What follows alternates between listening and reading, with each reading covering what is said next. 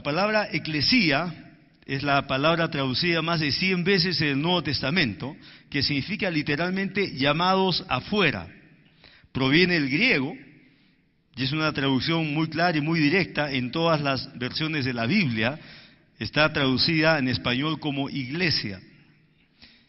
Y entonces se aplica el término a las personas que han aceptado a Cristo como su Salvador.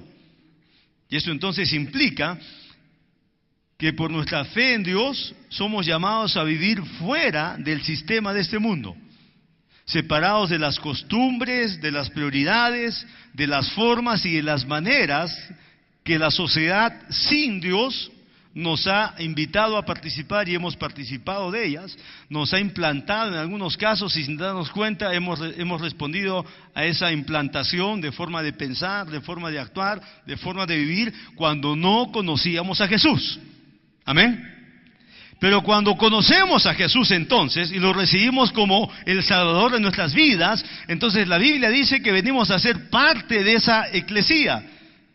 Dios nos coloca dentro de eclesía, que es su iglesia, y a su iglesia la mueve fuera del mundo, fuera del sistema.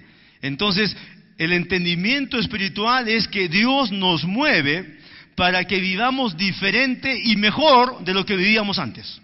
Dice la palabra entonces que si alguno está en Cristo, nueva criatura es. Las cosas viejas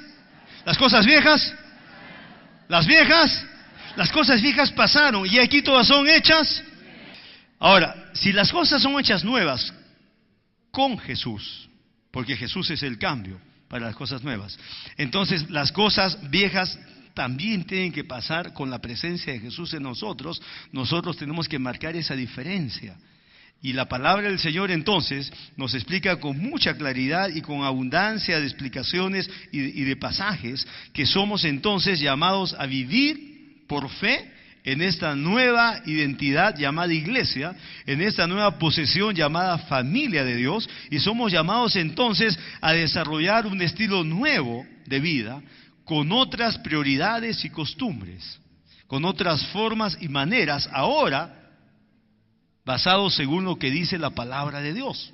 ¿Sobre qué está fundada? ¿Cuál es el cimiento? ¿Sobre qué está puesta la fundación de la iglesia de Cristo? Está fundada sobre la revelación de quién es Cristo. Sobre esa revelación de quién es Cristo, la iglesia ha sido fundada, porque sobre esta roca, sobre esta Petra, significa en literal roca o piedra grande. Y Jesús dijo entonces, sobre esta revelación que acabas de dar, sobre esa misma revelación, yo voy a edificar mi iglesia y las puertas del Hades no prevalecerán contra ella. Quiero que veamos versículos, porque hay varios en el Antiguo y Nuevo Testamento. Veamos por lo menos 1 o 2 versículos que hablan acerca de esta piedra enorme o de esta roca. Dice Isaías 28:16. Vamos ahí entonces, el Antiguo Testamento, 700 años antes de que Jesús estuviera en la tierra. Dice así Isaías 28:16, de pronto lo leemos aquí. Dice, por tanto, Jehová el Señor, ¿qué dice? Dice así, he aquí, que yo he puesto en Sion por fundamento una piedra probada, angular, preciosa, de cimiento estable. El que creyere no se apresure. 700 años antes, Dios está revelando que la piedra preciosa, angular, que era el cimiento estable, era para todo creyente, para todo aquel que por su fe iba a ser parte de la iglesia, de esa eclesía. Y dice que creyere no se apresure. En otro pasaje dice que el que creyere no será avergonzado. ¿Por qué? Porque estaba ya establecido que sobre esa roca, sobre esa verdad revelada, iba a ser establecida, fundada la iglesia. Dice también en 1 Corintios 10:4. 1 Corintios 10:4. Dice así, y todos bebieron la misma bebida espiritual, porque bebían de la roca espiritual que los seguía. La roca era.